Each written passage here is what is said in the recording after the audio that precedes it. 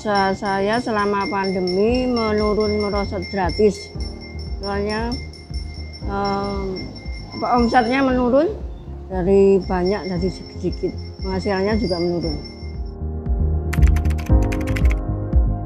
Kondisi yang memang kita harus segera memberikan pelayanan pasien COVID karena memang kondisi seperti itu ya, awal tahun 2020 jumlah kasus COVID yang terus meningkat, ya sudah kami harus benar-benar segera mempersiapkan diri mulai dari SDM, kemudian sarana prasarana dan lain sebagainya. Termasuk juga regulasi-regulasi yang memang harus menjadi dasar kita untuk memberikan pelayanan pasien COVID. Ini menjadi tantangan bagi kami karena memang kami harus benar-benar mempersiapkan begitu. Ketika awal pandemi, saya sedikit merasakan kesulitan dalam hal belajar. Dikarenakan saya perlu fokus, yang mana dulunya itu sebelum pandemi, pembelajaran dilaksanakan secara luring atau tatap muka. Sementara pada saat pandemi ini, pembelajaran dilaksanakan secara daring atau dalam jaringan. Hal ini membuat saya sedikit menambah usaha saya dalam belajar, terutama dalam fokus, bagaimana cara saya bisa mempelajari ilmu apa saja yang telah saya dapatkan dan yang saya lakukan. Selama pandemi, ini jelas kami bisa dibilang tidak ada aktivitas karena juga wisatawan juga tidak ada. Jadi bisa dibilang kami off.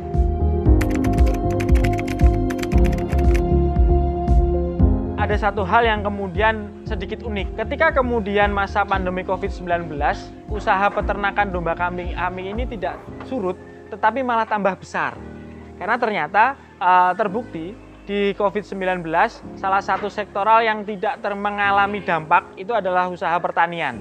Baik di hortikultura, baik di tanaman pangan, baik di kemudian peternakan dan lain sebagainya.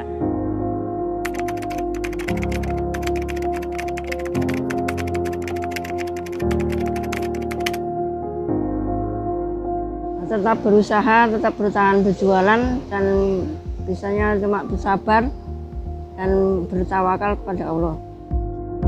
Iya, kami berupaya semaksimal mungkin memberikan pelayanan kepada pasien-pasien COVID, terutama di RSUD Sleman ya. Pada waktu itu sebisa mungkin, semaksimal mungkin kami memberikan pelayanan di tengah-tengah kami yang sebenarnya juga takut pada waktu itu. Tapi karena kami sebagai nurse, sebagai seorang perawat, sebagai seorang petugas ya harus siap dalam kondisi apapun untuk memberikan pelayanan pada pasien-pasien COVID. Kemudian selain itu kami juga mencari literatur, mencari sumber bagaimana sih sebenarnya cara untuk merawat pasien COVID.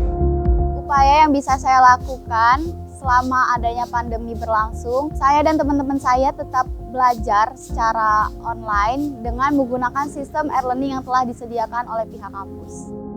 Ketika pandemi justru kami tidak berdiam diri, yaitu kami menjalin hubungan dengan misalnya biro-biro perjalanan ataupun pemilik destinasi yang lain agar kita bisa berkolaborasi, saling memperkenalkan diri apa potensi yang kita miliki atau kami miliki.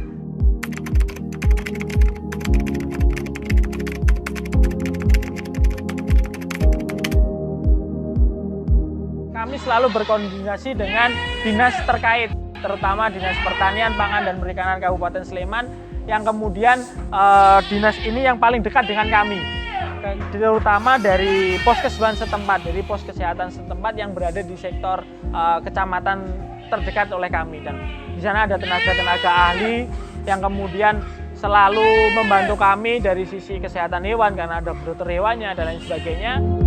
Ya dapat dari bantuannya, dapat dari UMKM. Iya, kami bersyukur pada waktu itu di awal pandemi sampai dengan saat ini ya tentunya bahwa support dan dukungan dari pemerintah, dari manajemen rumah sakit, kemudian dari pemerintah daerah, dari pemerintah pusat itu sangat mendukung kami yang ada di lapangan. Jadi kami merasa rumah sakit juga sangat merespon cepat kebutuhan kami di lapangan. Misalnya APD ya, APD yang waktu itu memang sangat terbatas, kemudian juga belum ada ketentuan yang jelas terkait dengan standar APD yang seperti apa yang harus kita pakai. Itu kami merasa rumah sakit ataupun manajemen sangat responsif begitu. Bantuan pemerintah yang saya terima yaitu berupa kuota internet untuk mengakses sistem e-learning tadi dan juga mengakses media-media pembelajaran lainnya seperti YouTube, Google, dan lain.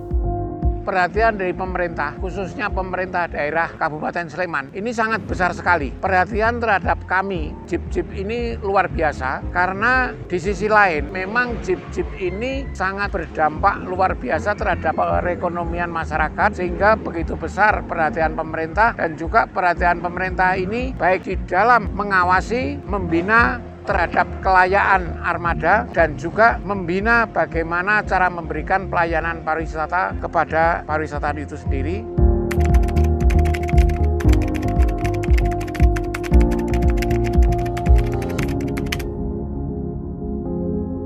Semoga dengan adanya pandemi ini kita dapat mengambil hikmahnya dan Sleman dapat maju, makmur, sehat, rakyatnya sehat juga tentram, ya.